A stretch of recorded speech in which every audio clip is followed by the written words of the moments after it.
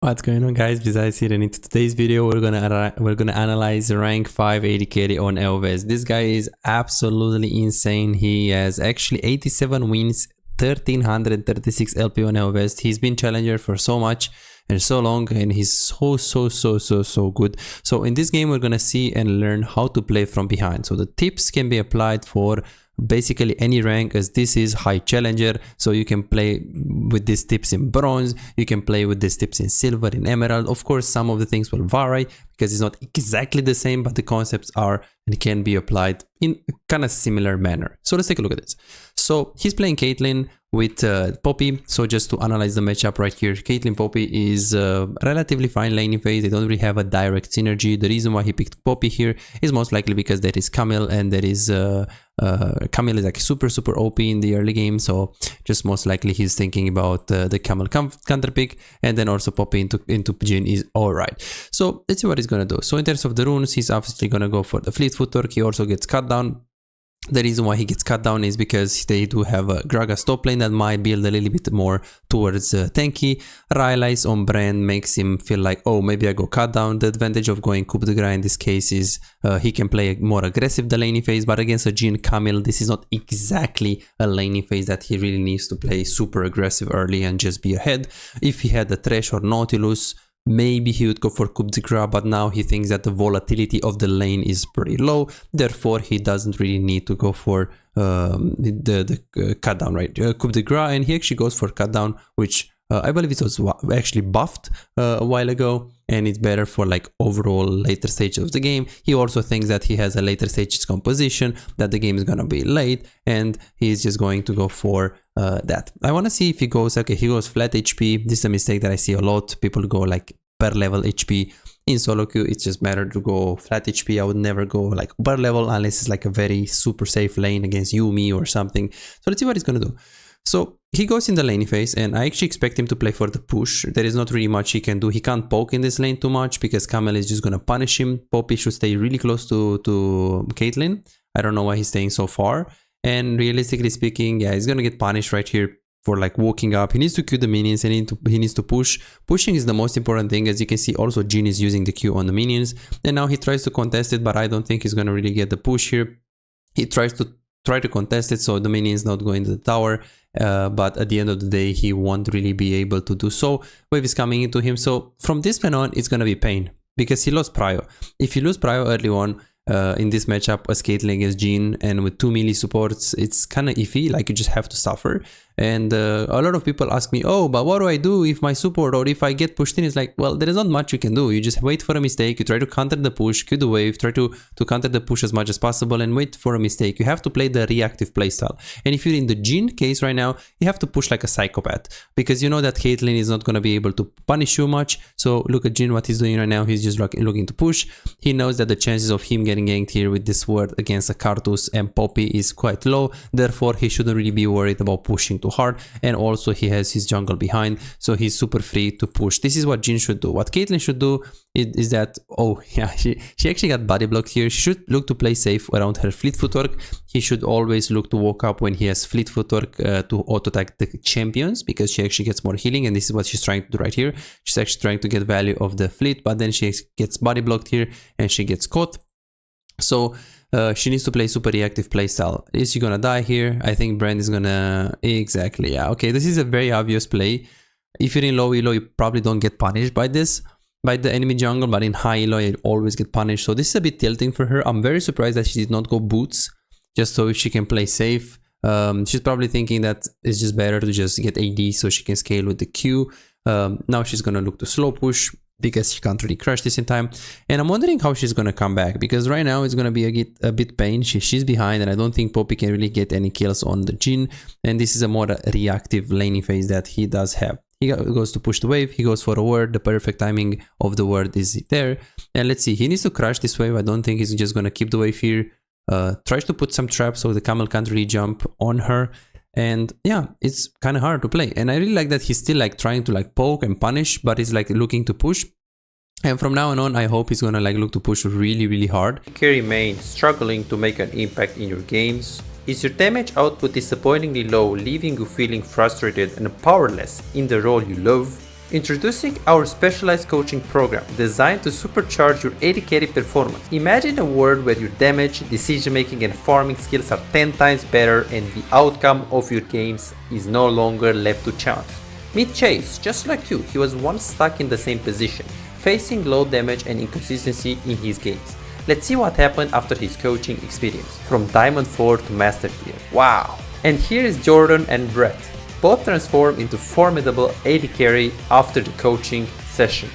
These success stories aren't just isolated cases, they are a part of a community of over 3,243 players who benefited from the coaching program. If it worked for them, why not for you? Picture yourself as an unstoppable AD carry. It's not a dream, it's your potential with the coaching session. Don't wait any longer, visit Visite.com, book your coaching and become the AD carry the enemy team hates to play. And beautiful play right here. Did you guys see what he did? So he's walking up, he's baiting the Camille E here. Check this out. He's baiting the Camille E here. Then he's putting the trap in front of him. The EW at the same time. Did you guys see that? He E's W at the same time. And yes, you can use both at the same time.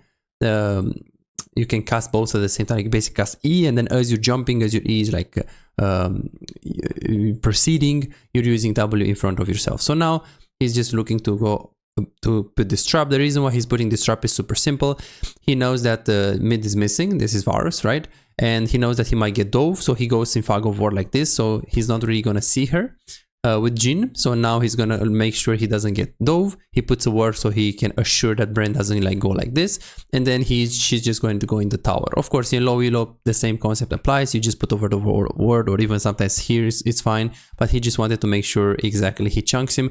There are two reasons: one, to prevent the dive, and two, to prevent the Drake, because now he's half HP and he can't really do the Drake that easy, especially because we have prior mid lane here. So he knows this with Caitlyn when he's going for this trade. So this is why this is the reason why he actually puts the trap right there. Of course, it was like really safe because Jhin is not like able to walk up on him. And that's basically why he puts the trap. And again, I'm very surprised. He's gonna get dove, he's gonna get pushed in. And this really feels like kind of everything is really against him. Like, I don't want to say Poppy is worse than Camille, but it was like a tough lane phase. Now he's just gonna push, he's gonna recall, and I'm wondering if he's gonna go mid lane, because now the enemy is bot lane, so he should immediately just go, he should just go mid. He bought BF sword and he bought refillable potion, which in a lane like this is actually quite nice. Now he's gonna push because the fight is just over, and now he's just gonna try to join the fight. So now I'm wondering, when is he gonna go back to bot, because he's actually not that strong, like compared to the Brand and compared to the other people on the map. She's just a level 6 AD carry, which if you get caught by the Brand, you'd be pretty much always dead. So he's probably thinking right now to go back to bot lane at this point in time after taking this wave, right? But now he knows that the Jhin has this wave right here, and it's a cannon, and he can't crush this in time before the next wave is going to meet here. So he can't, like with Jhin, he's really not able to like try to crush this in time. So what Caitlyn is probably thinking is that I'm gonna follow here for like 10 seconds and then I'm gonna immediately go back to bot lane. Is she gonna do that? Okay, so the reason why she goes for the plate is because she has Annie and Poppy close around. She can hover this angle. She knows like everyone is on the top side. They don't really have much CC other than Camille, which they know they do grubs. So she's gonna hover this angle. She's gonna push. The only problem is if Jhin is gonna be able to push in time, he's also gonna trade the plate. It's worth usually to trade the plate mid with the plate bot, but if you also trade the wave, it's not so good because you will at some point share XP with 2 or 3 people. And then he won. So I think he's gonna take this plate, and the reason why he's staying here is because he thinks that Jhin is not gonna be able to push in time, and I believe that he's gonna immediately go afterwards. Exactly, he's immediately gonna go afterwards, exactly before he crashes. Do you guys see that? Of course, you should not always stay for that mid wave and not always stay for the plate. It just depends on how fast does the Jhin push and how easy, how efficient can you be at, like, can you get there in time on bot lane to be able to catch the wave? Because if that's the case, then you should stay more mid. If that's not the case, you should go bot right away. Because a lot of people are like very, oh, but you know, if I go mid, I'm missing farm, right? Or if I'm gonna, like, no, it's like you always want to take something on the map, but also be able to catch what you would have lost if you just keep committing to a play. So when you're grouping mid lane, you're not like, oh, I'm fixed on mid lane. No, you can always go back to bot lane. This is what you have to pay attention to. You have to pay attention to the waves that are coming into you, and you have to be able to you have to be able to catch them unless there is a other significant play that is happening. So for example, there, if she's pushing and she knows she's gonna be about to lose bot lane wave, and she could consider to go back to bot, but there is a huge fight right here, of course she's gonna go for the fight, and then she's gonna push for more plates and try to trade the whole tower mid with the whole tower bot lane. So usually you just prioritize the fights really, but in that case you prioritize the play, and he had the time that you have is basically the time that the enemy AD carry has to push the wave. The speed in which he can push the waves and the position of the waves will usually tell you how much you should stay. And now let's see what he's gonna do. He does have collector, he doesn't really stay, and I'm very surprised he doesn't stay for Drake, and he tries to get prio. They start the Drake, so I think here he canceled his recall because they started Drake, and now he's recalling immediately. And I believe that the reason why he's recalling immediately here is, so he sees Brand bot, he sees Camel right there, he pushes the wave, and he recalls immediately. And as you recall, he's looking at the Drake, and Drake is 2000 HP, but it's 2000 HP when you have a Karthus that has a lot of damage for the Drake, and you have Poppy priority on the river, you have this word, so he was very confident that they can't contest it.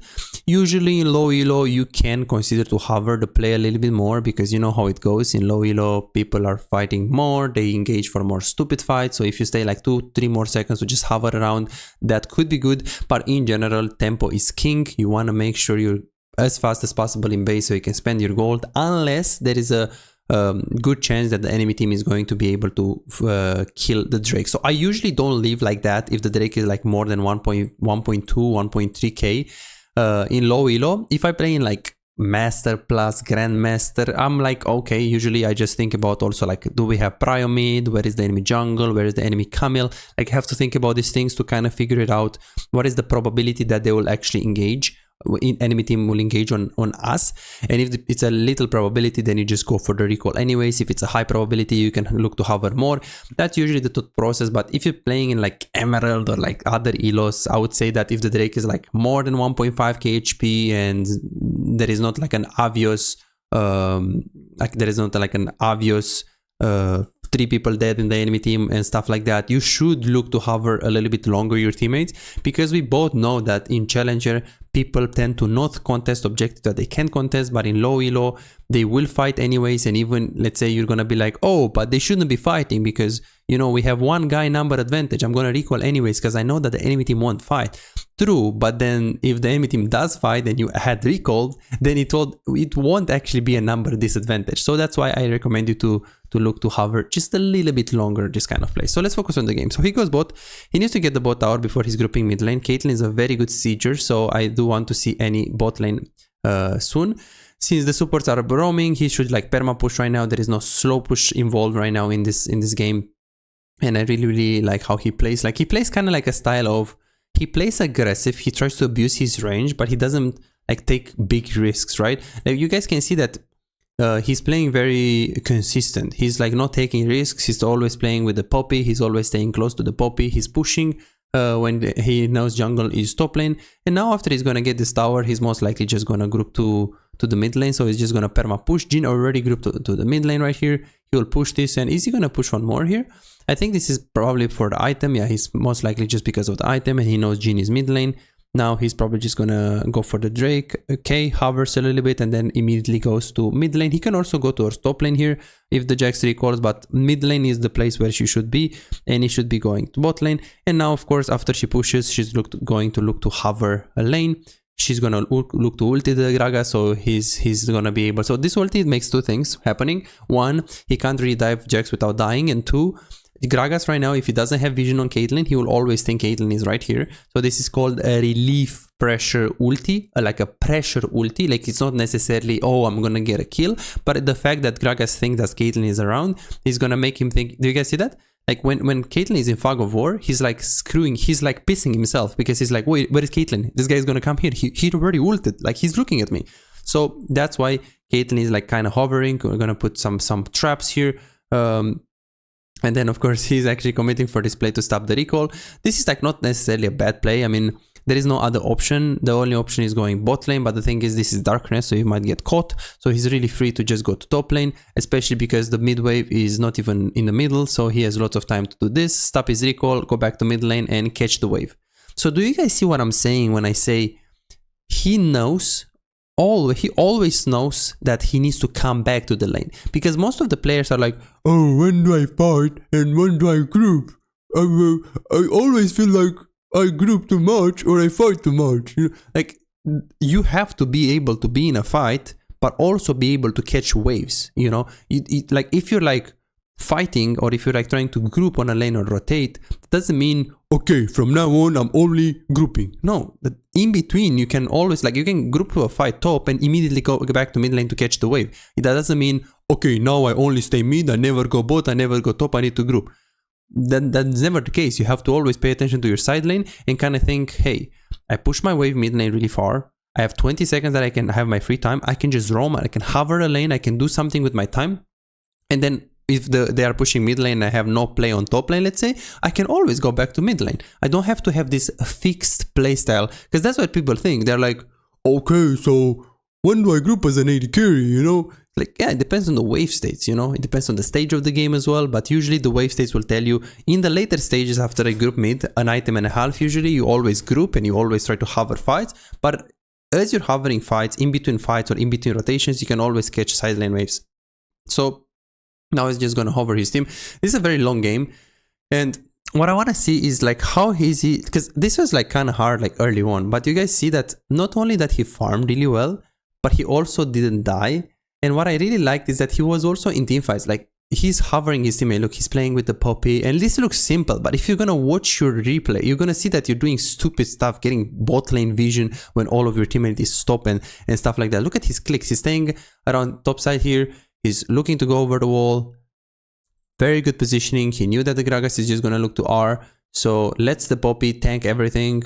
Really, really, really, really good and really clean. And he makes the game look so easy. And I feel like this is the easiest way to see if someone is like a god tier AD carry. He makes the game be like, oh, I know this. This looks so easy, you know? And probably many of you in the chat are like, oh, but this is simple. I do this in game. And I'm like, okay, but why are you gold, or why are you platinum, or why are you diamond, or why are you emerald, you know? It's like there are some things that you probably, maybe you know them, but you don't apply them. This is why coaching is absolutely bonkers, because there are so many players that they know their stuff, but they don't necessarily know when to apply it or what they're doing wrong, or their mistakes are so subtle that if they would have some optimization or some little things that they do better, they will improve so hard. So this is why if you're emerald and you're stuck and you feel like you know these things, you feel like there are so many things that you know them, you know freezing, you know pulling the wave, you know macro, you know, but you still don't climb. Or maybe you just feel like you're really good in the laning phase, but you don't have good macro. Or maybe the opposite, you're very bad in the laning phase and you feel like your team fights are better, or even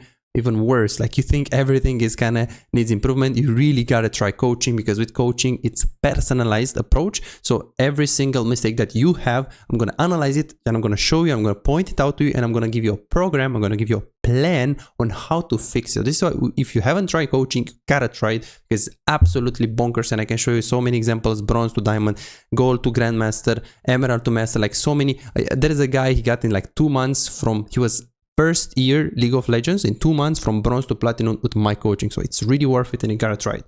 Okay, let's go on to the game. So he's gonna push the wave, he's gonna just hover his teammates. It's very simple. This is what you have to do in the later stages: hover your teammates, adapt to them, catch side lane waves when your teammates are not fighting, but other than that, try to rotate with your teammates. With Caitlyn specifically, it's also trap management. In this case, he has to respect Camille, he has to respect Varus, Brand, and Gragas. Well, it's more of Gragas ulti, Varus ulti, and stun. Varus ulti is super long range, and then Camille, he should not really stay close to her. And yeah, he's doing it. Like, how is he doing it? Well, he's just staying out of range. Like, look at him. He's pushing mid lane. He sees that the Baron is getting down. He's trying to check. He has rapid fire cannon. Varus has no ulti. He's good to go. Walking up. Varus has the Gragas has no ulti. He's going to hit the closest target. Flash under the Brand here. It's a very good flash because he wants to make sure as little amount of people as possible have Nash, and now he's just going to try to farm as much as possible because he does have the edge here and he does have the time. So now, of course, people are fighting, so he has to hover. And this really looks like solo queue, like fighting, always fighting. And some of you will be like, wait, this is challenger? this is like LVS, like one of the best region in the world. Like, yeah, it's SoloQ. I mean, if you think that only in Emerald people throw and fight stupidly, or like only in Gold, I mean, you can see it now. I don't want to say you're wrong, but I mean, you can see it now that it's kind of like, yeah, they do it, you know, they do it. And look what he's doing. Like, he's pushing mid lane wave. He sees that this fight is pretty far from him, but after he's pushing, he's anyways hovering. So he's not like that kind of player that is like, oh, but I'm not gonna follow because they shouldn't be fighting there. Okay, so how are you supposed to win games if every time when they're fighting, instead of like knowing what fights to pick and what fights to not, the fights that are doable, you should always pick, right? Like here, this is doable. How do I know? Well, it's first of all is number advantage. It was 3 people against 3 people. Now it's 2 people against 3 people, but it's still doable. Second of all, he has full HP and he has flash. Let's see what he's gonna do now. Oh, okay, so he's gonna E in. Yeah, he tried because he has barrier. If he had the flash here, he would have probably just get a penta. This is not really a high value kill. I mean, other than of course it's a shutdown, but they don't really get any objectives. They just get a bit of vision on the Drake, which is kind of a big deal because they get the second Drake, and this is like a soul angle for them. Because I don't see really how they can win without soul. Really, Caitlyn is gonna outscale Jhin, Annie is gonna outscale Varus. And then Karthus is gonna outscale Brand. So I don't really see how they can really win other than that. So what we learned here in this mid game is that chaos is in every elo. You gotta adapt to it. If no one tells you that farm is not important, but if there are fights that are close to you that you can join that are doable, not that are like 1v4, or you can always consider to join that. Look, he's pushing, and after he's pushing, guess what? He's staying around either Poppy or Karthus. Look, Karthus right here. He's playing really aggressive because he has lots of range. And I really like how he's playing. Like, he's playing on the edge, you know, but he's not playing too aggressive. Look, he's Eing. He gets out of the ulti guy range. Oh my god, that's so insane. Let's see. And then now he's playing super aggressive because he knows that he has the range advantage, right? He really knows that. And I really like that he's playing on the edge, but he's not like the Draven player that is like absolutely insanely aggressive. He's like just playing very stable aggressivity, and this is what I like to see, like smart aggressivity. Okay, we're putting traps here so they can't really hover. Kate is gonna get engaged here, playing super aggressive. He does have barrier and he does have any here, so he's like so confident to walk up. It's also like they don't really have much setup other than the Camel E and then the ultimate of the Varus in that case. And now he's actually playing away of his teammates, which I don't usually recommend in like lower elo. It's just better to play with your teammates to just fight. But yeah, this was just good. So the main thing that I learned here was, so in the laning phase, when he knew that he was gonna lose the push, he still tried to like abuse his range, and he still tried to Q the minions, and before the minions were going in the tower, he still tried to contest, he still tried to Q, he still tried to do something, he abused his range. And even if he died, it didn't feel like he was tilted, it didn't feel like he's pinging his teammates, he didn't feel like he was like absolutely flaming this Poppy. I mean, let's be honest, the Camel is 312 right here. And in the mid game, it really felt like he's hard prioritizing farming, but at the same time he was looking to catch side lane, at the same time he was looking to hover the teammates, at the same time he was always ready to fight if the fight is like close to him. And then as he was going towards a lane to catch the side lane, he was always back to the mid lane or back to the fight or back to the, like he never stayed too long on a lane. So this is like tempo understanding. Of course, this is like challenger, so he's like the highest of the highest. You can see yeah, this was just absolutely insane. It was amazing.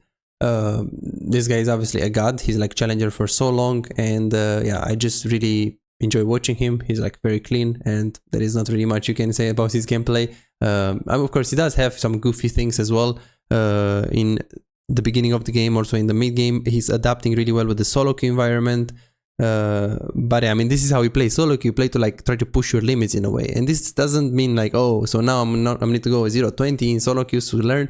Not really, but that doesn't mean you don't try to like push your limits a little bit and go for aggressive plays. And this, if you want to do that, watch Koreans because they are the best on doing that. Guys, I hope this video helped you in a way, and I hope you can learn something. Like, subscribe, hit the notification bell if you haven't already. Let me know if you like this kind of video, and if you truly want to get better, you struggle in SoloQ, you gotta try coaching. It's absolutely bonkers and it's gonna help you. Bye bye, guys. $5. If you have problems improving and getting better in the game faster but cannot afford booking coaching, on my Patreon you can access more than 627 VOD reviews, premium videos about how to wave management, mid-game macro, and tier lists that will show you the best champions to climb and to improve for your elo. And these are not on YouTube, this is only on Patreon, they're exclusive. Moreover, you can participate in the free coaching waiting list to get a premium VOD review. I'm giving away 2 free VOD reviews every single week. All what you need to do is simple 2-step process. Subscribe to my Patreon and share your OPGG, and voila, you are on the waiting list. You're gonna get a personalized VOD review for any game in your match history. For just $5, you get not only the free VOD review, but a whole bunch of exclusive benefits that will supercharge your gaming experience. It's a small investment for a big return. And it's just $5, it's no brainer, right? But here is the deal, you've got to act quickly. The waiting list is already filling up fast. 55 people already subscribed to the Patreon, and there are 6 people that they already are on board, they are on the waiting list. And more are joining every moment. Now, do you want to secure your spot for a free VOD review? Go ahead on my Patreon and reserve it right now.